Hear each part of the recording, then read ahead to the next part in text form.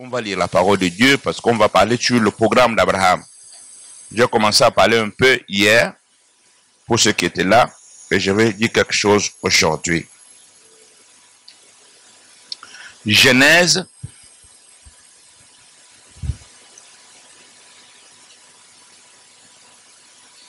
chapitre 12.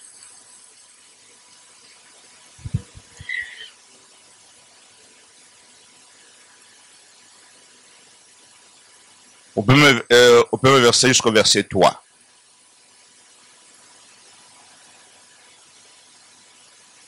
Je lis au nom de Jésus. L'Éternel dit à Abraham, va-t'en de ton pays, de ta patrie et de la maison de ton père, dans le pays que je te donnerai. Je ferai de toi une grande nation. Je te bénirai. Je rendrai ton nom grand. Et tu seras une source de bénédiction. Tu seras quoi? Non, je n'ai pas entendu. Tu seras quoi? Mais qu'est-ce qu'il lui a mis là-bas? Ah, ça c'est un français bizarre. J'aime pas ces français-là. Je bénirai les autres par toi. Ça c'est une mauvaise version. Facile. Il dit, tu seras une source de bénédiction. Ça, c'est bien parlé. Ça, c'est profond. Vous savez, aujourd'hui, nous avons certains interprètes de la Bible qui allègent les choses qui peuvent être une force dans nos cœurs. Ça devient légère. Ils ont aussi une mission. Et je vais vous aider aussi, que vous allez comprendre comment est-ce qu'en ce moment, le monde se prépare à faire diluer la parole de Dieu pour ne pas permettre aux gens d'avoir du sérieux dans la foi qu'ils ont. Et même en ce moment, là où vous êtes en train de voir, ils ont maintenant téléchargé des Bibles dans nos tablettes.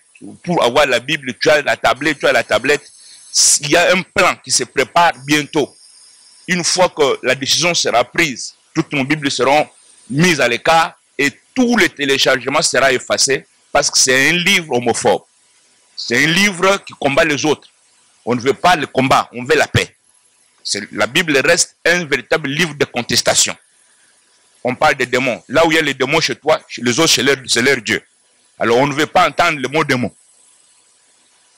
Donc le monde se prépare à nous faire un coup total. D'où achetons nos Bibles. Le télécharge là, c'est bon. Je vois que vous êtes très téléchargés. Est-ce que je peux continuer? Donnez-moi un bon amen que je continue. Il dit, je bénirai ceux qui te béniront. Et je maudirai ceux qui te maudiront. Et toutes les familles de la terre seront bénies en toi. Les familles de la terre, toutes les familles de la terre seront bénies en toi. C'est que c'est un grand programme, Abraham. C'est-à-dire que Dieu veut bénir les gens. Mais la bénédiction a un nom. Cette bénédiction s'appelle Abraham. Peut-être que c'est nous qui ne comprenons pas que c'est Jésus qui est notre bénédiction. Non, non. Je vais te lire un chapitre, le livre d'Éphésiens. Prenons le livre d'Éphésiens rapidement. Je vais demander à celui qui interprète, qui met toujours les écrits à l'écran de chercher la Bible Louis II dans sa vraie version pour nous permettre à être clair. Éphésiens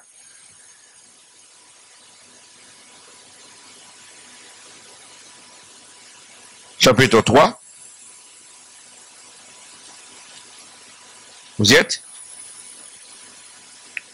Éphésiens 3, au verset 6. Comprendre ce que nous allons parler aujourd'hui. Je lis encore au nom de Jésus. Il dit, ce mystère, c'est que les païens sont co-héritiers, formant un même corps. Les païens sont comment? Nous sommes les co-héritiers avec Christ. Formant un seul corps, participe à la promesse en Jésus-Christ par l'évangile, dont j'ai été fait ministre selon le don de la grâce de Dieu qui m'a été accordé par l'efficacité de sa puissance. C'est que les païens aussi sont co-héritiers. Hein? par l'évangile de Christ.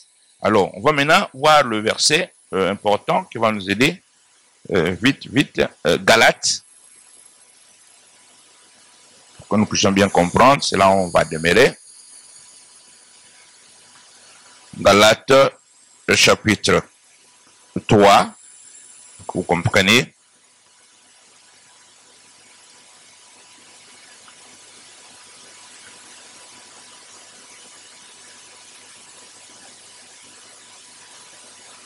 Au verset 6 d'abord jusqu'au verset 8. Je lis au nom de Jésus. Comme Abraham crut à Dieu et cela lui fut imputé à justice. Reconnaissez donc que ce sont ceux qui ont la foi qui sont fils d'Abraham. Aussi l'Écriture prévoyant que Dieu justifierait les païens par la foi, a d'avance annoncé cette bonne nouvelle à Abraham. Toutes les nations seront bénies en toi. On va sauter pour lire les versets 13 à 14. Je lis au nom de Jésus. C'est que Christ, pour que nous puissions comprendre comment Christ nous a rachetés de la malédiction de la loi. Parce qu'il est venu pour nous le païen. Il nous a racheté de la malédiction de la loi, étant devenu malédiction pour nous. Car il est écrit, maudit est quiconque est pendu au bois. Le verset 14, qui est le plus fort, dit, afin que la bénédiction d'Abraham eut pour le païen son accomplissement en Jésus-Christ, et que nous réjouissons par la foi l'esprit qui avait été promis. Amen. Afin que la bénédiction d'Abraham eut pour le païen son accomplissement en qui? En Christ. Le Christ vient nous faire entrer dans la bénédiction de qui? Non, je n'ai pas entendu. Comme vous lisez, il nous va entrer dans quelle bénédiction? Jésus n'a pas amené une bénédiction. La bénédiction existe déjà. Mais c'est nous qui étions déconnectés de la famille. Et c'est ainsi que Jésus vient nous faire entrer. Je vais maintenant vous faire bien comprendre dans le livre pourquoi nous n'arrivons pas à vivre ça. Galates, toujours là, verset 4, ce sera où vraiment la base de mon message ce matin pour vous faire passer le message véritable. Il dit ceci, verset 4 au premier verset, chapitre 4 au premier verset. Est-ce que je peux lire jusqu'au verset 2? Je lis au nom de Jésus. Et oh, aussi longtemps que l'héritier est enfant, je dis, il ne diffère en rien d'un esclave, quoi qu'il soit le maître de tout, à cause seulement de son âge. Mais il est sous des tuteurs et des administrateurs jusqu'au temps marqué par les pères. Amen. Asseyez-vous. Dieu vous bénisse. Bien-aimés dans le Seigneur, je veux partager avec vous ce message très important qui concerne le véritable programme de Dieu avec vous, avec moi. Ce programme, nous venons de lire un chapitre de base qui est le véritable verset qui fait que les chrétiens n'arrivent pas à prendre conscience de leur identité, et prendre conscience de leur héritage, et prendre conscience. Je voulais briefer hier sur le problème des testaments. Mais je vais encore parler ça aujourd'hui. Donnez-moi un bon amen bien. La Bible dit ceci qu'on a un grand-père. Ce grand-père, c'est un grand-père des familles, de toutes les familles de la terre. Parce que le Seigneur Dieu a retrouvé un homme du nom d'Abraham. Cet homme-là, c'est un homme qui a plu à Dieu. Parce que la Bible déclare que les hommes voient ce qui est apparent, mais Dieu voit le cœur. Notre Dieu a vu le cœur de ce papa-là. Il a appelé de sa maison familiale. Il a dit, abandonne ton père, abandonne ta patrie. Viens, je vais faire une plateforme avec toi. Et quand il a appelé cet homme, notre Dieu dans son programme éternel, quand Adam et Ève ont perdu l'héritage, parce qu'Adam et Ève sont les premiers qui nous ont fait souffrir. Ils ont perdu l'héritage de la terre en vendant aux démons à cause du fruit. Le fruit seulement, ils ont vendu et la terre, et les hommes, et leurs enfants.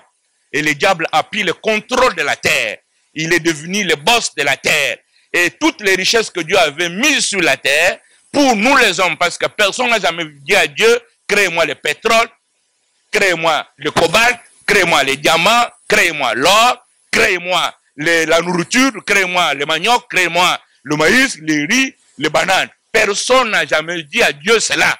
Mais notre Dieu qui est le Jéhovah juré avait déjà pourvu tout ça. Parce qu'il connaissait qu'un héritier sera là et il gérera toutes ces choses que j'ai faites. Non, je n'ai pas entendu ton amen. Et que nous sommes les héritiers parce qu'un véritable parent, un véritable papa, quand il a tout ce qu'il faut avoir dans ses moyens possibles, il pourvoit avec un programme de toute progéniture qui sortira de ses entrailles. Il connaît que mes enfants viendront, ils trouveront que je n'ai pas fait un travail vain. Ils vont être contents pour un papa responsable. Les gens responsables qui ont les soucis de la famille. Notre Dieu est plus que les hommes. Car Dieu ne fait rien pour rien. Notre Dieu, c'est un Dieu de programme. Donnez-moi un bon amen bien. Avant que nous soyons créés, Adam et Ève soient créés le 6e jour, Dieu avait déjà tout fait pour que l'homme devienne comme l'héritier véritable de la terre. Et que tout ce qu'il a mis sur la terre soit à la portée de l'homme pour son bonheur, pour sa joie, pour son devenir, pour sa grandeur, parce que les hommes ont de la valeur devant les yeux de l'Éternel. Mais à cause seulement de la séduction du diable, pour des choses inutiles, l'homme a vendu cette richesse que nous avons aujourd'hui sur la terre. Et le diable a récupéré les terrains, et le programme de Dieu a été retardé. Mais Dieu qui a créé les cieux et la terre ne recule jamais devant l'opposition de la créature. Il a dit que moi je ne me tairai pas. Mais mon programme avec les hommes doit toujours se faire. Parce que tout le travail que Dieu fait sur la terre, je ne l'ai pas fait pour les esprits. Je les ai fait pour les hommes. Afin que mes gens soient dans la joie. Que mes enfants soient contents que je les ai créés et que je suis leur papa. Bien aimé, la souffrance n'a jamais été la part de Dieu. Il dit ceci, je connais le projet que j'ai formé pour vous. Le projet de paix et non de malheur. Donc dans le programme de Dieu, le mot malheur n'existe pas. Si nous sommes malheureux et malheureuses aujourd'hui, ça ne vient pas de Dieu. Ça vient du faux programme familial dans lequel vous et moi nous sommes venus, qui ignore réellement ce que nous voulons devenir, qui ignore ce que nous aussi nous souhaitons, qui ignore aussi ce que nous aussi, nous avons aussi besoin. Parce qu'ils ont éradiqué ce que nous on cherche aujourd'hui dans leur faux programme. Mais nous n'allons pas regarder seulement derrière, mais nous regardons devant. Parce que devant, il y a une solution. Devant, il y a le Dieu d'Abraham. Donnez-moi un bon amen très fort.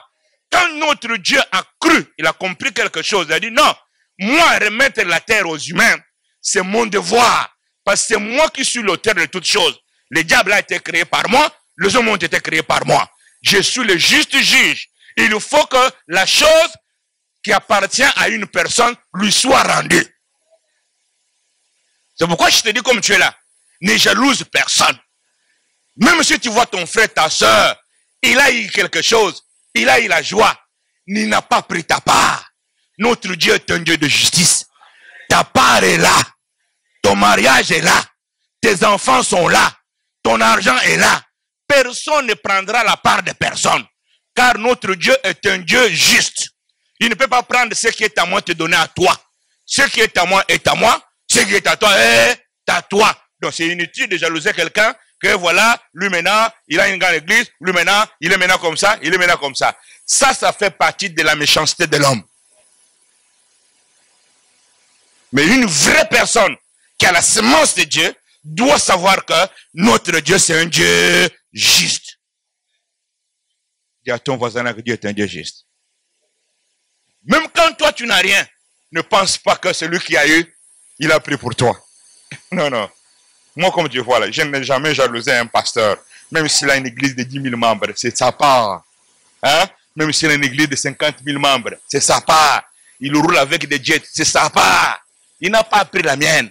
Je ne peux pas les jalouser, les critiquer. Hein? J'attends aussi ma part. Parce que Dieu connaît la part de chacun de nous. Même dans la famille, même dans l'église. On voit les gens, parce que le problème là, c'est beaucoup plus dans l'église. Vous voyez les gens quand ils viennent, oh non, voilà, ces derniers jours, depuis qu'il a eu le travail là, il est devenu tellement orgueilleux, et vous ne voyez pas comment il est devenu à l'église. Mais, c'est le moment où il veut se montrer. Bon, mais tu veux qu'il se cache? Les bénédictions, on ne les a jamais cachées. Les bénédictions, on les brandit. Si Dieu m'a fait du bien, il faut que tout le monde le voie. Ou il veut se faire trop montrer. Je veux me faire montrer. Alors, vous voulez quoi? Je veux me faire montrer. que vous voyez tous, que Dieu m'a fait du bien. Le bien de Dieu, on ne le cache jamais. Tu as eu maintenant une bonne voiture, une grosse bagnole, qui est... regarde ça. Vous allez dire, depuis qu'il a changé de voiture, là, vous ne voyez pas comment il marche. Ouais, je veux changer les démarches. Est-ce qu'il y a une femme et un homme qui peut me donner un bon amen bien? Je pense qu'il y a des gens qui ne comprennent pas que notre programme, c'est un programme de gens de grandeur. La Bible déclare ceci que quand Dieu a vu cela, il a vu notre père Abraham. Bref, je vais vous laisser le temps de feuilleter la Bible pour que vous compreniez que tu n'as pas droit à la souffrance. Tu n'as pas droit à pleurnicher dans ta vie. Tu n'as pas droit de te plaindre. Tu as le droit de la joie. Parce que le programme a déjà démarré depuis 4000 ans. Nous sommes maintenant à 6000 ans maintenant, depuis que le programme est en marche. Hein? Depuis Abraham jusqu'à aujourd'hui, on a 4000 ans que le programme est en marche. Le programme de bonheur et de la joie. C'est ainsi qu'il voit notre grand-père Abraham. Il lui fait une alliance avec ce monsieur. Il dit ceci, comme tu es sorti, je ferai de toi une grande, je ferai d'abord ton nom grand, et je ferai de toi une grande nation. Et tu seras une source de bénédiction. C'est-à-dire que je cherche la source qui peut bénir, qui peut affecter le monde entier. Et tu es la source. Et pourtant, dans le programme véritable, nous en tant qu'humains, si nous comprenons bien les choses, il n'y a que Dieu qui est la source de la bénédiction. Ce n'est pas un homme. Ça, c'est notre entendement. Mais je vais vous aider pour que vous compreniez que notre Dieu, tu ne le verras jamais comme une source. Notre Dieu met les choses à leur place. C'est le matériel qui bénit le matériel. Le spirituel affecte le spirituel. Dieu n'aime pas de confusion. Il aime toujours que chaque chose affecte ce qui est de la même nature que ça. Donc, tu ne peux pas aujourd'hui comprendre que non, c'est Dieu qui est ma source. Est-ce que tu as déjà vu Dieu? Non. C'est ainsi que dans le programme de Dieu, avec notre grand-père Abraham, il prend maintenant ce que lui est capable de faire, ce qui lui revient à lui. Comme il a vu que cet homme le plaît, cet homme est à l'image de ce que lui a, plus qu'Adam et Ève. Il dit que voici les gens, un homme avec qui je vais traiter pour récupérer l'héritage des hommes et les remettre aux ayants droit. Parce que notre Dieu, c'est un Dieu de programme. Tout ce qui nous arrive n'a jamais été ni le fruit d'hasard, ni le fruit de surprise. Tout ce qui arrive à un homme, c'est d'en faire partie du programme. Des choses qui sont déjà faites d'avance. Et c'est ainsi que notre Dieu prend notre grand-père Abraham. Il lui dit, je te fais de toi une source de bénédiction. Et dans ce programme, comme il tient la source de bénédiction, la malédiction n'a pas de place. C'est lui qui te bénit. Il est béni. C'est lui qui te maudit. Retour à l'envoyeur. Parce que le programme n'est pas un programme de malédiction, c'est un programme de bénédiction. Quiconque te bénit, ça entre. Mais celui qui te maudit, retour. C'est pour seulement te dire que si tu es dans ce programme-là, hein, si tu me comprends bien ce matin, et que tu prends ce livre, tu le lis bien, toi et tes enfants, vous êtes dans ce que nous appelons sans effet. Sans effet. Mais il y a des gens qui parlent sans effet qu'avec la bouche. Mais ils vivent les effets dans leur propre vie. C'est toujours sans effet. Sans effet là, c'est la bouche. Mais quand on vérifie ta vie, les effets. Mais nous voulons bien vivre la grandeur pour dire que quand tu dis sans effet là, que ça soit oui, amen. Donne-moi un bon amen bien. C'est ainsi que bien aimé dans le Seigneur, pour aller plus rapidement à la chose, Dieu confie toutes les familles de la terre à un responsable des responsables. Son nom s'appelle Abraham. Il dit ceci que toutes les familles de la terre seront bénies en toi. Ça veut dire quoi? Ça veut dire que toutes les familles de la terre sont maudites. Nous venons de sources maudites. Mais pour qu'on change la malédiction en bénédiction, Abraham devient un point de condition. C'est-à-dire qu'il n'y a que les membres d'une famille de la terre qui a compris le message, qui peut se connecter à la source pour maintenant être béni là où il y avait la malédiction. Parce que notre Dieu connaissait que, en dehors d'Abraham, toutes les racines des humains, ce sont des racines maudites. Nous venons de familles maudites. Moi qui te prêche là, je viens d'une famille maudite parce que les gens n'ont pas connu Dieu. Ils ont connu que la sorcellerie. Ils n'ont connu que le fétichisme. Ils n'ont connu que les esprits de mort, le culte de coutumes et de traditions. Ils ne connaissent pas notre Dieu vivant. Parce qu'ils ne le connaissaient même pas. Mais le spirituel n'a pas de vide. Là où on ne connaît pas Dieu, on doit connaître les diables. Parce que le diable, les deux esprits, sont à la recherche de se faire connaître. Là où il y a un vide, un se fait connaître. C'est-à-dire que eux, avec la famille d'Abraham, ont connu Dieu. Mais toi et moi, dans nos arrière, il n'y a que sorcellerie sur sorcellerie. Et le sang que nous portons, un sang victime de sorcellerie. D'où la malédiction, bien aimé le Seigneur, ne signifie pas comme les gens croient que être maudit, c'est marcher à pied, c'est rester au Congo, c'est rester en Afrique, c'est souffrir dans les bicoques. Non. Un maudit est privé de l'avenir. Un maudit n'a pas d'avenir. Un maudit peut tout avoir, mais il mourra toujours comme il était venu. Un maudit peut même avoir des milliards, mais il meurt pauvre à la fin de sa vie. Tu te dis que mais comment? Il était riche, qu'est-ce qui s'est passé? Non. Caïn, maudit par Dieu. Caïn, maudit par Dieu. Caïn. Ce n'est pas un père qui a maudit Caïn. Dieu lui-même. Il dit, comme tu as fait couler le sang de ton frère, je te maudis toi Caïn. Dieu en personne qui a créé cesse de la terre. Regarde un homme, dit, je te maudis petit. La terre que tu vois là ne te donnera rien. Tu seras errant sur toute la terre. Caïn a bravé la loi de la malédiction jusqu'à bâtir une ville. Caïn s'est marié. Caïn a fait les enfants. Les enfants de Caïn étaient encore plus forts. Et il a même bâti toute une ville au nom de son fils, qui est le nom de Enoch. Mais vous savez quoi? Comme c'est un homme maudit, Caïn, à la fin de son histoire, jusqu'à aujourd'hui, le nom de Caïn, quand on dit la généalogie des hommes, quand tu vas voir le livre de Luc, le livre de Matthieu, quand on dit voici la généalogie des hommes, de Jésus-Christ jusqu'à Adam, le nom de Caïn, de ses enfants, des enfants de ses enfants, ont disparu dans la généalogie des hommes. Il n'existe pas. Quand fils de tel, fils de tel, fils de tel, fils de tel, Caïn inconnu, ses enfants inconnus.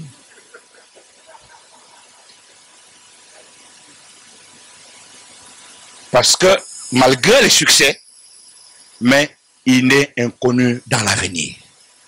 C'est qu'un homme maudit peut même venir en Europe, en Suisse, tu peux même travailler un bon job, mais la fin, tu vas te retrouver en difficulté d'endettement impossible, avec des problèmes impossibles.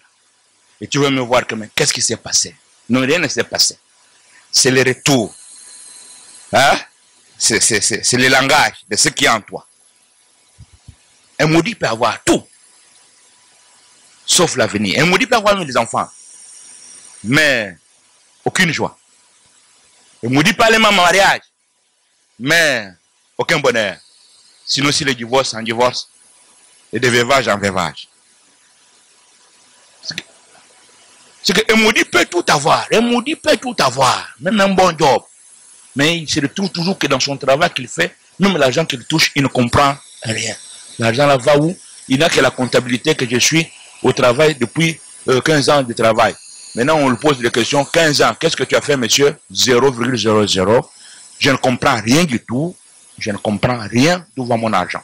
Et pourtant, tu travailles. Sinon, être viré, c'est toujours comme ça. Et tu te retrouves toujours travailler chaque matin, finir, on t'a payé. Mais tu te poses des questions, qu'est-ce que je fais de l'argent? Rien. Jusqu'à ce qu'un jour, tu vas te retrouver à la retraite sans rien. Ça, c'est la loi de la malédiction. Mais un homme béni, c'est un homme qui a de l'avenir. Quand tu es béni, tu meurs, tes enfants sont bénis. Parce que la Bible déclare, les fruits de vos entrailles seront bénis. C'est-à-dire que tes enfants, des enfants sont bénis.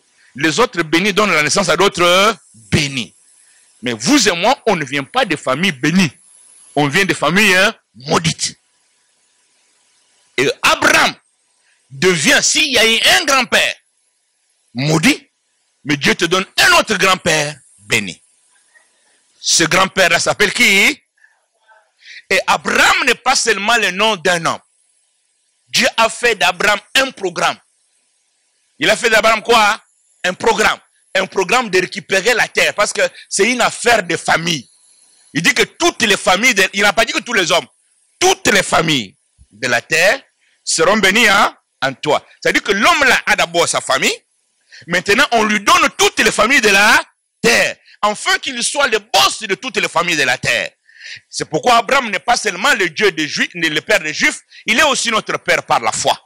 C'est-à-dire que le Congo, le monde entier a été donné à Abraham parce que toutes les familles de la terre lui ont été accordées. Écoutez-moi bien, Église. Abraham n'est pas le nom d'un homme, c'est le nom du programme. Parce que la bénédiction de toutes les familles, il n'y a que Dieu qui peut en avoir. Mais Dieu a pris cet homme, il a fait de lui un programme. Pour que le nom d'Abraham, c'est le nom du programme de Dieu avec les hommes. Le nom de récupérer les choses avec les hommes s'appelle Abraham. La bénédiction des hommes s'appelle Abraham. Vous voulez être béni, il faut que tu sois connecté à Abraham. C'est là où maintenant j'arrive par rapport à notre livre d'une manière rapide. Mon livre est intitulé La bataille d'intégration dans le programme d'Abraham. Le programme d'Abraham, c'est un programme de récupérer l'héritage de la terre. Prendre la terre, notre Dieu par Abraham, et redonner ça aux ayants droit. C'est pourquoi la Bible que nous avons dans notre main, c'est un document qui n'est pas comme un autre document, comme je parlais hier, c'est un testament. Nous avons l'ancienne alliance, qu'on appelle l'Ancien Testament. Nous avons une nouvelle alliance qu'on appelle le Nouveau Testament. Il n'y a pas un document dans ce monde entier qui parle que ce document-là, c'est un testament. Non, non. Il n'y a que notre livre. Il n'y a que notre Bible qui est un document testamentaire. C'est-à-dire que jamais dans la vie, frères et sœurs dans le Seigneur, tu ne peux pas avoir un testament qui a été laissé par ton père comme un véritable héritier et toi tu passes tout le temps à souffrir. C'est interdit. Parce que je n'ai jamais vu un héritier avec un testament qui souffre. Vous avez déjà vu ça? Répondez, vous avez déjà vu ça? Mais moi j'ai déjà vu ça. Demandez-moi, évêque, vous avez déjà vu ça où? À l'église. Car les gens ont le testament entre leurs mains, dans leur sac, dans leur maison, dans leur téléphone, mais qui se plaignent tous les jours, qui pleurent et fauchent tous les jours, qui sont toujours malheureux en pleurant tous les jours. Ils ont même le ministère de pleureurs, où les gens entrent dans l'église que pleurer que Dieu vous entende. Est-ce qu'un héritier a le droit de pleurer pour se jouir de son héritage? Est-ce qu'un héritier a besoin de commander ou se plaindre pour jouir de son héritage? Parce que le testament est un document juridique. C'est un document qui marche avec la justice. Quand tu vas réclamer quelque chose qui te revient, tu as le droit d'avoir ton testament en main. Et quand tu arrives devant le juge, on voit ton testament. Tout celui qui avait occupé illégalement les terres de tes pères, de quoi que ce soit, il est bouté dehors. Et on remet au ayant droit le droit de possession de son territoire. Notre Dieu, c'est un Dieu de justice. C'est un document juridique. Donne-moi un bon amen bien. Donc tu n'as pas droit à l'erreur. Je vais te faire comprendre ça si tu me comprends bien. Et que tu vas méditer bien ce message, tu comprendras que tu vas devenir rebelle. Tu dois te sentir heureux. Et que quiconque a occupé illégalement ce qui t'appartient, il est temps qu'il dégage. Je dis, il est temps qu'il dégage. Qu'il te laisse ta propriété. Tous les domaines de ta vie où tu vois que tu es injustement condamné, à partir de ce soir, ce matin-là, là où il y avait l'injustice, la justice va triompher. Là où il y avait la condamnation, la liberté va arriver. Là où il y avait la privation, un miracle va se tenir. Mais écoute-moi bien, l'affaire d'Abraham, c'est une affaire familiale. C'est une affaire de famille. C'est ainsi que Jésus vient de la famille d'Abraham. Jésus, c'est un juif dans la chair. Il est le nom de la tribu de Juda. Il est juif dans la chair. Parce que connaissant que les familles, un maudit ne peut pas bénir un autre maudit, il fallait prendre un béni qui transforme la malédiction en bénédiction. C'est là le verset 3 que nous avons lu avec vous. Il dit ceci que Jésus s'est fait malédiction, afin que la bénédiction d'Abraham ait pour nous son accomplissement en Jésus, et que nous recevons l'Esprit qui a été promis. Pourquoi l'Esprit? Je vais vous aider. Une parenthèse rapide. Donne-moi un bon amen bien. C'est l'esprit. Parce que la Bible là, les nganga non, le charlatan non, les marabouts non, les occultistes aussi non. Le fait d'en avoir ne fait pas d'eux les héritiers. C'est ainsi que notre Dieu, connaissant la mascarade, l'usurpation, de fraude qui existe au milieu des humains, Dieu a mis une garde-fou. Le garde-fou de Dieu, c'est la présence de son esprit dans la vie de l'homme. C'est ainsi qu'il envoie le Saint-Esprit. Car la Bible déclare, l'Esprit de Dieu témoigne à notre esprit que nous sommes enfants de Dieu. C'est cet esprit-là qui entre en toi, qui te donne maintenant le droit. Parce que c'est celui qui t'identifie que non, lui, il est l'héritier véritable. Donc le testament qu'il possède, c'est un vrai testament. Il a le droit d'en vivre tout ce qui est écrit. Non, je n'ai pas entendu ton amen. Est-ce qu'il y a quelqu'un qui me comprend? Si ce message était prêché ailleurs, il y aura les gens qui seraient très contents pour comprendre que non, je reçois les choses sérieuses de ma vie. Donne-moi un bon amen bien. Il dit, nous recevons l'esprit qui a été promis. L'esprit-là ne vient pas pour rien. Il vient identifier les vrais héritiers. C'est ainsi que même un charlatan peut avoir cette Bible, même un occultiste peut avoir cette Bible comme les gens de loge. Ils ont des Bibles pour flatter les gens, afin d'amadouer les gens, que tout ce que nous faisons est écrit dans ces documents. Cela ne fait pas d'eux les héritiers de l'Éternel. Un héritier de Dieu est identifié par l'Esprit de Dieu. Est-ce qu'il y a quelqu'un qui a l'Esprit de Dieu ici? Est-ce qu'il y a quelqu'un qui a l'Esprit de Dieu ici? Ne nous gênez pas. Est-ce qu'il y a quelqu'un qui a l'Esprit de Dieu ici? Que ceux qui ont l'Esprit de Dieu peuvent acclamer le Seigneur très fort. Que moi j'ai l'Esprit de Dieu. Car quelqu'un qui a l'Esprit de Dieu est véritablement enfant de Dieu. Mais écoute-moi bien là où je m'en vais avec toi pendant les quelques minutes qui me restent.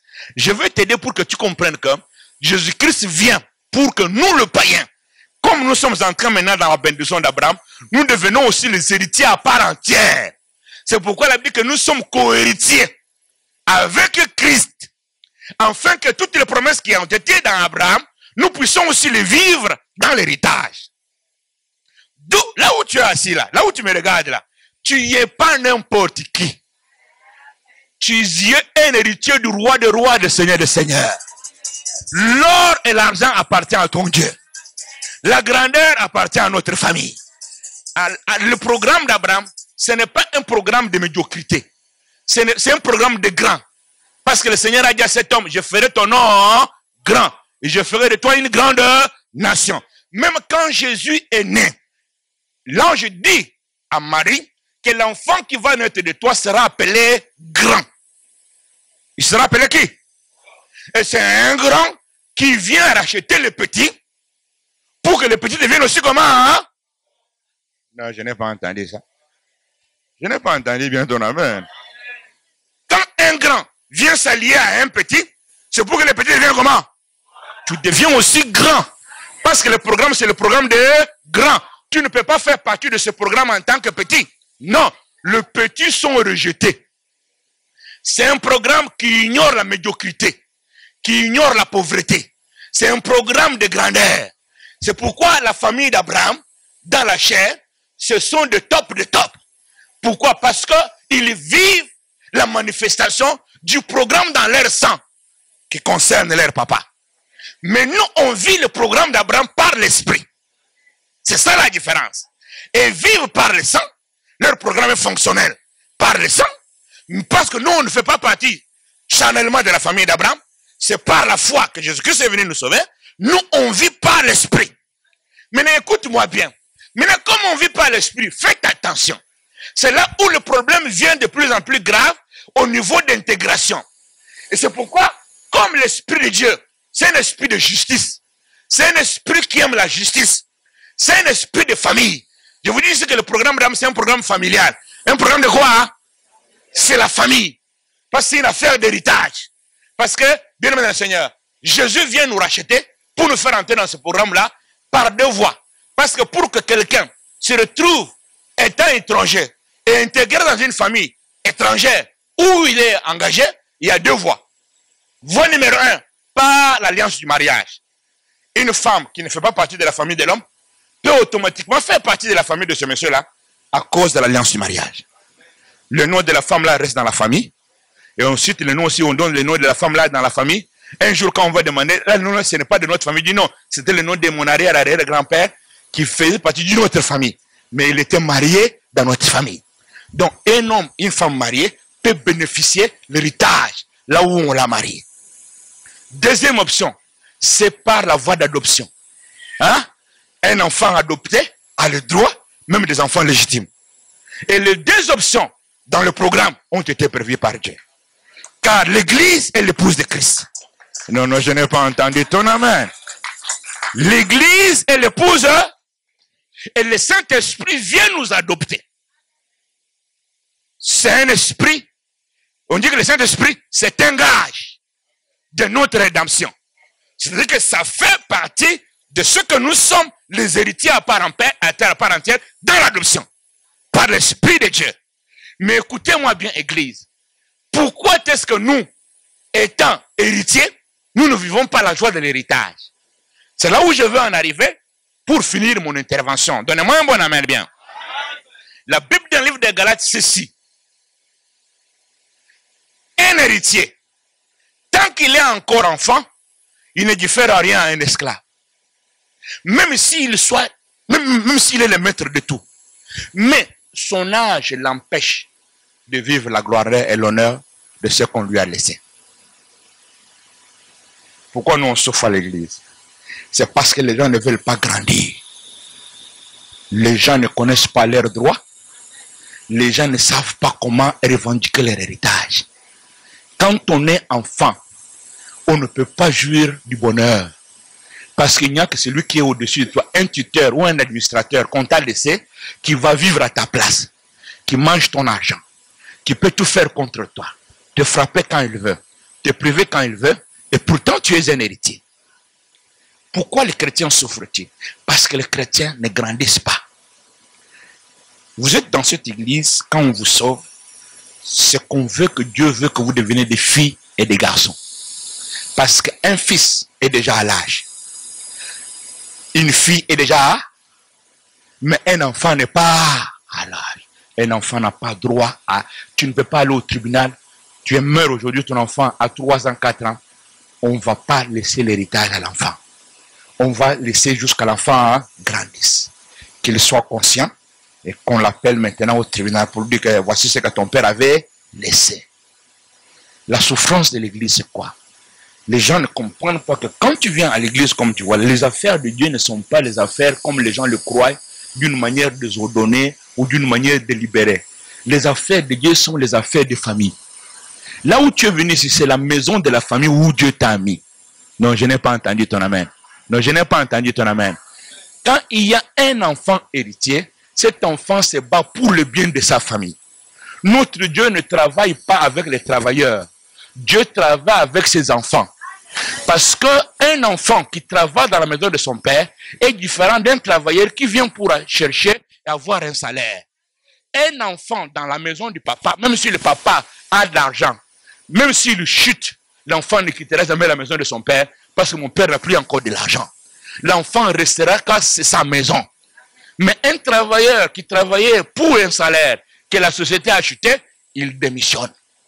Il abandonne. Il va chercher le boulot ailleurs. Pourquoi? Parce que là où il va avec les gains viennent de finir. Mais un enfant de la maison ne peut pas abandonner ses parents. Que non, les parents n'ont rien. Comme mes parents n'ont rien, je m'en vais. Non. Que ça monte, que ça descende. Un enfant de la maison reste enfant de la maison. Je n'ai pas entendu ton amen. Je n'ai pas entendu ton amen. Mais les chrétiens n'ont jamais pris ça en compte. Ils voient les choses de Dieu comme si c'est de l'aventure. Tu viens dans la maison de Dieu en tant qu'héritier. Pourquoi on est en train d'errer et souffrir et ne pas comprendre que ce que je fais ici, je ne le fais pas comme chrétien. Je le fais comme enfant de Dieu. Parce qu'il faut savoir, le christianisme, c'est un nom. Mais l'identité d'être enfant de Dieu en est aussi une autre. Tu peux être pasteur, mais sans être enfant de Dieu. Tu peux être chante sans être enfant de Dieu. Tu peux être même à l'église en train de venir tous les dimanches sans être enfant de Dieu. Le fait de venir à l'église ou de tenir le micro que je suis, ce n'est pas une identité qui témoigne que je suis enfant de Dieu.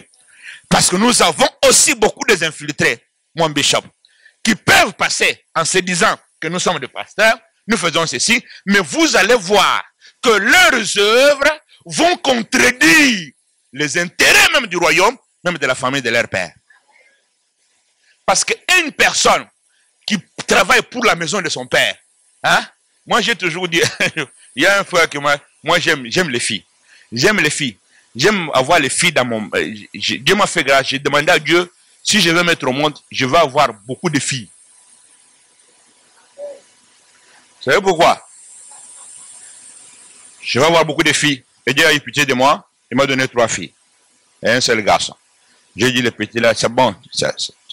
Tu souffres comme ça. Reste.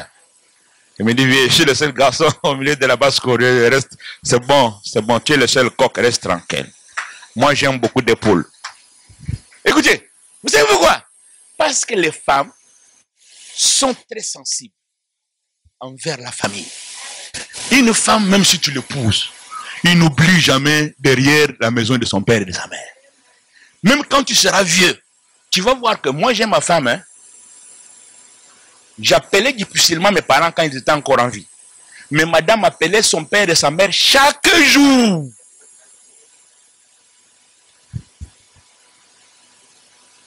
Et quand il y a un souci dans la maison de son père et de sa mère, je la trouve qu'elle a changé. J'ai dit, bébé, mais c'est comment? Je t'ai laissé. Les humeurs ont changé. Je dis, non, papa, maman m'a appelé que ça ne va pas. Maintenant, pour que je sois heureux, qu'est-ce que je dois faire? Il faut que je trouve une solution rapidement pour que la mine change. Donc, elle est là, elle milite. Donc, son père est mort. Elle m'a dit, papa, qu'est-ce que je fais? Je récupère ma mère. J'ai dit, on ne peut pas refuser maman à quitter le Congo ou au Gabon. Elle est chez moi. Elle dit qu'elle reste ici, si elle meurt ici. Mais, ça, ce sont les femmes. Ça, ce sont les femmes. Mais une femme peut manipuler un homme pour lui dire que tous tes parents sont sorciers. Et le monsieur dit oui. Il dit facilement oui. Je ne veux pas voir tes parents ici. Ta mère me regarde. Ah bon? C'est bon. C'est bon, je ne veux pas entendre ça. Je ne veux pas entendre ça. Hein? Et c'est comme ça que beaucoup de gens ont abandonné les parents. Tu vois que l'homme, pour parler même à sa mère et son père, ça fait longtemps. Quand tu as parlé encore au sorcier là. Il dit, non, je ne veux pas parler. Parce que tu as peur de problèmes nocturnes. Est-ce que tu comprends ça? Les hommes sont durs envers leurs parents. Mais tu vas voir que la femme est toujours, je vais voir mon père, je vais voir mon père, je vais voir ma mère. C'est toujours comme ça. C'est-à-dire qu'ils vivent avec leurs parents jusqu'à la vieillesse. Mais l'homme, lui, s'en fout. Ce qui l'intéresse, c'est sa femme et ses enfants, c'est tout. Quand il a vu sa femme, il a la joie, le bonheur lui accordé, ça les tranche. Il a ses enfants avec lui, trop bon. Et les autres individus ici, après. Mais la maman, elle, c'est toi, les enfants, sans oublier ses parents. Quand j'ai dit que non, Dieu donne-moi les gars, donne-moi les filles. Et il m'a donné les filles, je suis content d'avoir les filles. Vous savez là où je suis là? Toutes mes filles m'appellent, j'ai 3 filles et un garçon. 2 grandes filles qui sont déjà âgées, un garçon qui est en Chine à l'université.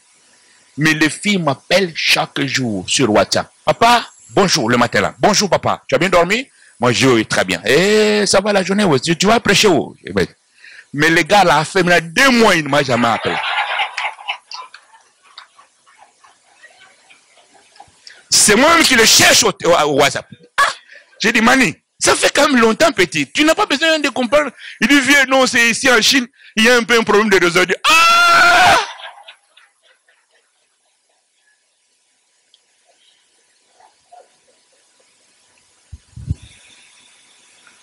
Quelqu'un peut me donner un bon amen que j'avance? Je sais que toi, tu n'es pas comme les autres hommes. Je connais que vous, les frères, vous avez déjà changé. Ça, je parle de moi. Quelqu'un peut me donner un bon amen que j'avance? Quelqu'un peut me donner un bon amen que j'avance? Les affaires de Dieu, c'est les affaires familiales. Cette maison où tu es dans la maison où Dieu t'a choisi par Abraham, afin que tu bénéficies aussi de ce programme. Je vais bientôt finir. Quelqu'un peut me donner un bon amen? Il dit ceci, les héritiers, tant qu'ils sont encore enfants, Mais vous savez, beaucoup d'enfants de Dieu n'ont pas encore grandi. Parce qu'ils ne savent pas prendre la responsabilité dans la maison à laquelle ils doivent être là pour se battre. Afin de faire avancer les choses de leur père. Les enfants de Dieu n'ont pas conscience que là où je suis là, je suis dans la maison de mon père. Tout ce que je fais ici, vous savez, bien aimé, je vais vous aider ce matin, hein, pendant les quelques minutes qui me restent. Afin que chacun de vous prenne conscience que je ne suis pas venu ici pour avoir seulement de l'argent, de la voie du mariage, ou réclamer, demander. Tu n'as pas besoin de demander ce qui t'appartient. Ce qui t'appartient est à toi. C'est le Père qui décide. Non, je n'ai pas entendu ton amen. Mais tous les enfants n'ont pas droit à la demande. Il n'y a que les bons enfants qui ont droit à recevoir. Parce que dans la maison, tout le monde dit que les enfants ne sont pas bons. Il y a des mauvais et des bons. Il y a des enfants boudeurs qui ne font jamais la joie de leur père. Un enfant qui ne veut pas la joie de son père est privé à tout moment. Ah, je ne sais pas comment ça se passe chez vous ici, mais je sais la vérité que quand un enfant ne fait pas la joie de son papa, il est boudé par moi. Par exemple, moi, je boude, je te boude, je ne te parle pas. Comme je ne te parle pas, demande interdit. Parce que toi et moi, on ne parle pas. Donc,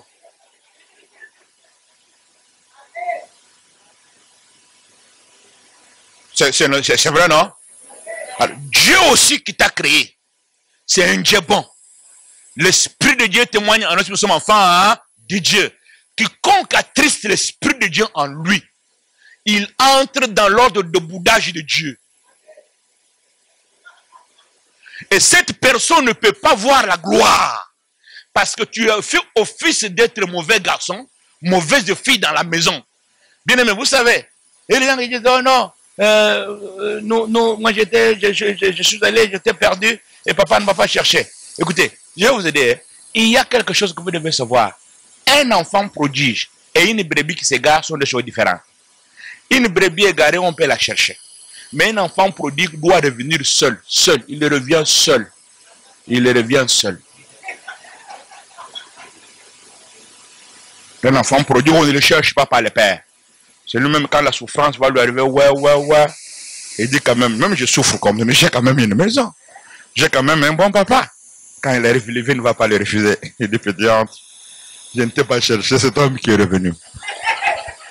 Écoutez-moi bien, église, je vais vous aider ce matin. Donnez-moi un bon amen bien. Donnez-moi un bon amen que j'avance un peu, vite. La vérité dans le programme d'Abraham, c'est un programme de famille.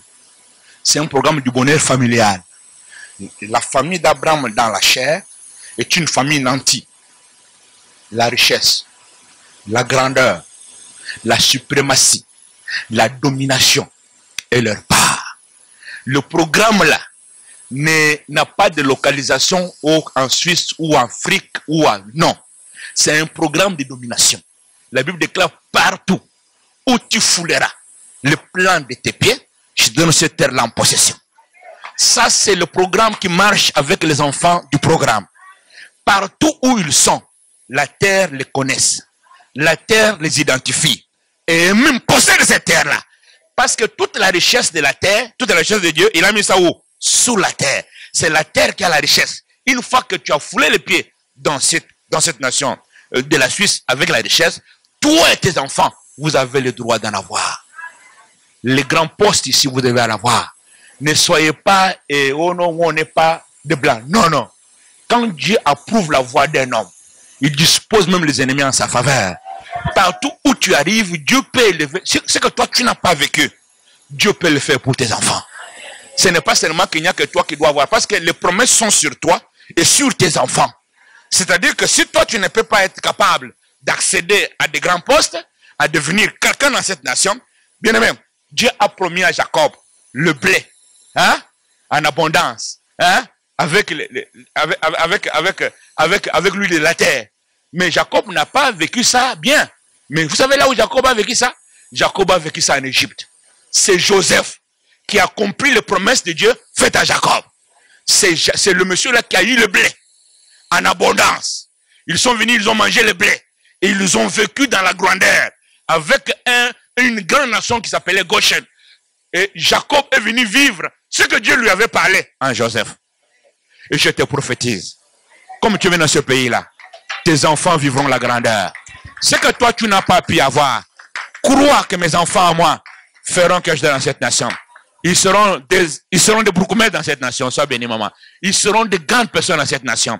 Ils seront des gens élevés dans cette nation. C'est-à-dire qu'ils seront des maires dans cette nation. Même s'ils font entrer dans les sphères politiques, ce seront des grands dans cette nation. Et je te prophétise cela à partir d'aujourd'hui. Ne regarde pas que non, quand moi, sois béni maman. Quand Dieu fait quelque chose, ne pense pas que les promesses que Dieu te fait, obligatoirement, ça doit se présenter sur moi. Non, Dieu n'est pas comme ça. Dieu, c'est un Dieu qui fait les choses dans l'avenir avec les bénédictions. Il fait les prononciations sur ta vie. Ce n'est pas en toi qu'il le fait. Parce que Dieu ne traite pas avec un homme comme si une affaire familiale. Il le traite avec toi et tes enfants avec toi. Parce que la famille égale père et enfant. Mais pourquoi les gens souffrent-ils en ce moment? Bien-aimé dans le Seigneur, je veux que tu puisses prendre conscience à partir d'aujourd'hui que je n'ai pas droit à la souffrance. Mais je n'ai pas entendu ton amen. Car il y a un programme de bonheur qui est initié déjà pour moi. Les gens qui sont dans ce programme, comme les enfants d'Abraham dans la chair, les Juifs, et les autres enfants de programme dans la chair d'Abraham, ce sont les Arabes. Pour voir que Dieu est capable de continuer à témoigner son nom. Les Arabes ont le pétrole dans les déserts. Dans les déserts. Désert, terrain désertique avec les sables. Il n'y a pas d'eau. Ce qui est là, il n'y a que le pétrole. C'est trop fort, hein? Dieu met le pétrole dans les déserts. Les autres ont le pétrole dans l'eau. On dit opération offshore. Mais eux ont ça chez eux dans leur terrain. Ils le puissent facilement. Pourquoi? Dieu avait dit à Abraham, je bénirai aussi Ismaël. Je le rendrai aussi grand. Mais pour l'alliance, c'est avec Isaac que je vais faire. Donne-moi un bon amen bien. Et Dieu n'est pas menteur. Les Arabes et les Juifs, ce sont ceux qui commandent le monde. Finalement, financièrement parlant, ils s'introduisent dans toutes les nations, ils achètent tout aujourd'hui. Pourquoi? Parce qu'ils marchent avec le bénéfice du programme de leur père.